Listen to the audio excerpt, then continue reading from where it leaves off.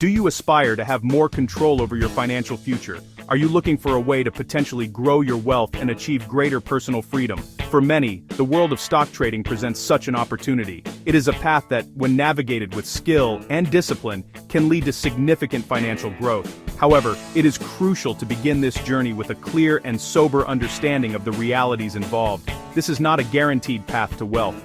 Trading involves very real risk. For every potential gain, there is an equal and opposite potential for loss. You can win in the market, but you can also lose. The key is to be prepared, to be educated, and to approach every decision with caution and a well-thought-out plan. At its most fundamental level, a stock is a small piece of a company. When you purchase a stock, you are buying a share of ownership in that business. This makes you a shareholder. As a part owner, a claim on a portion of the company's assets, a right to a fraction of its profits. If the company does well, grows its business, and increases its profitability, the value of your ownership share may increase. This is how investors make money. Conversely, if the company performs poorly, its value may decrease, and the price of your stock will fall. Owning a stock means you participate in both the successes and the failures of the underlying business. This concept of shared ownership is a powerful engine for economic activity. It allows a business to be owned by thousands of people, millions of people at the same time. No single person has to bear all the risk or provide all the capital. Instead, the ownership is distributed widely among investors who believe in the company's future prospects. When you buy a share of a major corporation, you are, in a very real sense, a business owner. Your fortunes are tied to the decisions made by the company's management, the performance of its products, the overall health of the economy in which it operates. This link between stock price and business performance is the central idea you must grasp. So, why do companies decide to offer these pieces of ownership to the public in the first place? The primary reason is to raise money, or capital. Selling shares on the stock market is a way for a company to bring in a significant amount of cash. This money can then be used to fuel growth and expansion. A company might use the funds to hire more employees, invest in research for new products, build new factories, open new locations. This infusion of capital can be transformative, allowing a small private company to become a major public corporation. It is a critical step in the life cycle of many successful businesses. Listing on a public stock market also brings a higher level of visibility and prestige to a company. However, this comes with significant responsibilities.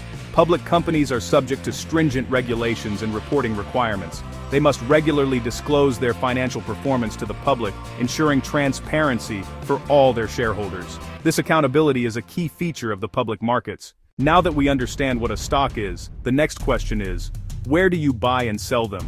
This happens on a stock market, also called a stock exchange. Think of a stock market as a massive organized marketplace, like a giant auction house for company shares.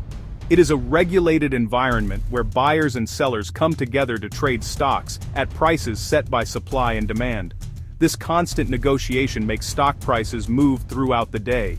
In the United States, there are several exchanges, but two dominate: New York Stock Exchange, NASDAQ. These are where the largest, best-known companies trade. The NYSE, often visualized with its iconic trading floor and ringing bell. It is traditionally home to large, established, blue-chip companies. The NASDAQ is younger and more modern. It was the world's first electronic stock market. No physical trading floor. All trading is done through a vast network of computers. The NASDAQ is home to many leading technology and high-growth companies. NASDAQ is still widely associated with the dynamic, fast-moving tech sector. Both the NYSE and the NASDAQ serve the same fundamental purpose. They provide a transparent environment. They provide liquidity. They provide a regulated environment for trading securities. Liquidity means you can easily buy or sell a stock at a fair market price during trading hours. This gives investors confidence. They can convert shares back into cash when needed. Exchanges enforce strict rules to ensure fair practices and protect investors from fraud. They connect millions of investors to thousands of companies and facilitate the flow of capital that powers our economy. You cannot simply walk up to the New York Stock Exchange and buy a share of stock. Individual investors need a special intermediary to access these large marketplaces. This intermediary is known as a broker. A broker is a financial services company that is licensed to buy and sell stocks on your behalf. Think of a broker as your personal bridge to the stock market. You give them your instructions to buy a certain number of shares of a specific company, for example, and they execute that order for you on the exchange. Without a broker, the market would be inaccessible to the general public. In the modern era, accessing a broker has become easier than ever before. Gone are the days when you had to call a person on the phone to place every trade. Today, most brokers operate through sophisticated websites and mobile applications. You can open an account online, deposit funds, and start trading from your computer or smartphone in a matter of minutes. This technological revolution has democratized access to the financial markets, allowing more people than ever to participate. It has put the power to invest and trade directly into the hands of individuals around the world. There is a wide variety of brokers to choose from, each catering to different types of traders and investors. Some brokers, like Robinhood, are known for their simple, user-friendly mobile apps and commission-free trades. They are designed for beginners and those who want a straightforward, no-frills experience. Other brokers, such as interactive brokers, are designed for more active and professional traders, with advanced tools, research, high-speed execution, and access to global markets and complex products. In the stock market, there are fundamentally two directions you can trade, and therefore two basic ways to attempt to profit. The first and most common method is known as going long. When you go long, you buy a stock with the expectation that its price will increase over time. Your goal is to buy low and sell high. If you purchase a stock at $50 per share and its price rises to $60, you can sell it and realize a profit of $10 per share. This is the traditional approach to investing. Going long is intuitive. It aligns with the idea of owning a piece of a growing business and sharing in its prosperity. The potential profit from a long position is theoretically unlimited, as there is no ceiling on how high a stock's price can climb. However, your potential loss is limited to the amount of money you invested. If you buy a stock for $1,000, the absolute most you can lose is that $1,000, which would happen if the company went bankrupt and its stock price fell to zero. For beginners, focusing exclusively on long trades is the most prudent and straightforward way to start learning about the market. The second, more advanced strategy is known as going short, or short selling.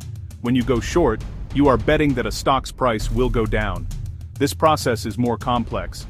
Essentially, you borrow shares of a stock from your broker, immediately sell them on the open market at the current price, and hope to buy them back later at a lower price.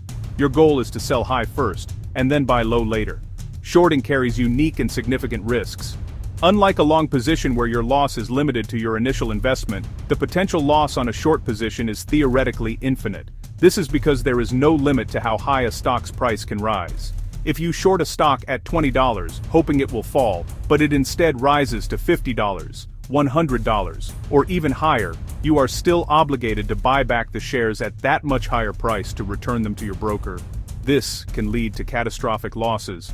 For this reason, short selling is a strategy that should only be considered by experienced traders who fully understand these amplified risks. Of all the topics we will discuss, this is by far the most important. If you take away only one lesson, let it be this: successful trading is, above all else, an exercise in risk management. Your number one job as a trader is not to make money, it is to protect the money you already have. Your trading capital is your lifeblood. Without it, you cannot trade. Many aspiring traders fail not because they cannot find winning trades, but because they fail to manage their losses on the losing ones. Learning to control risk is the foundational skill that will keep you in the game long enough to become profitable. It is the bedrock upon which all other strategies are built. The first critical tool for managing risk is the stop-loss order. A stop-loss is a preset order you place with your broker to automatically sell a stock if its price falls to a specific level. It acts as your safety net, limiting your potential loss on any single trade. For example, imagine you buy a stock at $50. Before you even place the buy order, you decide that the maximum you are willing to lose on this trade is $5 per share. You would then place a stop-loss order at $45. If the stock price drops to $45, your broker will automatically execute a sell order, getting you out of the trade and capping your loss at $5 per share. This prevents a small loss from turning into a devastating one. The second pillar of risk management is position sizing. This principle dictates that you should never risk a large portion of your trading capital on a single trade. A common rule of thumb, followed by many professional traders, is to risk no more than 1%, 2%, of their total account balance on any one idea. Let's say you have a $10,000 trading account. Following the 1% rule, the absolute maximum you should be willing to lose on a single trade is $100. This discipline ensures that one or even a series of losing trades will not wipe out your account. It keeps you emotionally stable and allows you to survive the inevitable drawdowns that every trader experiences. To apply these concepts together, you use your stop loss to determine your position size. If you want to buy that same stock at $50 with a stop loss at $45, your risk per share is $5. If your account rule says you can risk a maximum of $100 per trade, you can calculate how many shares to buy. You simply divide your maximum dollar risk by your per share risk. $100 divided by $5 equals 20 shares. By buying only 20 shares, you have structured the trade so that if your stop loss is hit, you will lose exactly the amount you decided was acceptable beforehand. This methodical process removes emotion and enforces discipline on every single trade. We have covered the foundational principles of the stock market. Let us quickly summarize the key ideas. Stocks represent a piece of ownership in a company. Companies list on markets to raise capital for growth.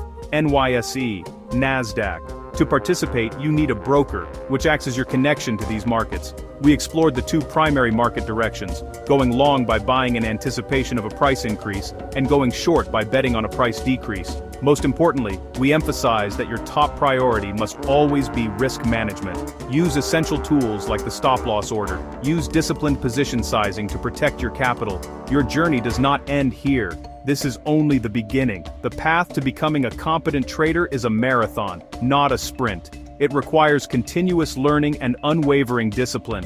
Start slow. Do not rush to risk your hard-earned money. Consider using a paper trading account. Practice your strategies with simulated money. This lets you test ideas and build confidence without real financial risk. Keep a trading journal to document every trade, your reasons for entering, your plan, the outcome. Once you're in a trade, stick to your plan. The greatest enemies of a trader are two powerful emotions: fear, greed. If you want clear, straightforward lessons that build on these core concepts, follow trading principles. Learn first, trade second. Follow trading principles. We provide no-nonsense education to help you navigate markets with care and intelligence. Remember, trade well, not just trade. Start your education today. Proceed with caution. Build your skills one step at a time. The market will be here tomorrow. Make sure you are too.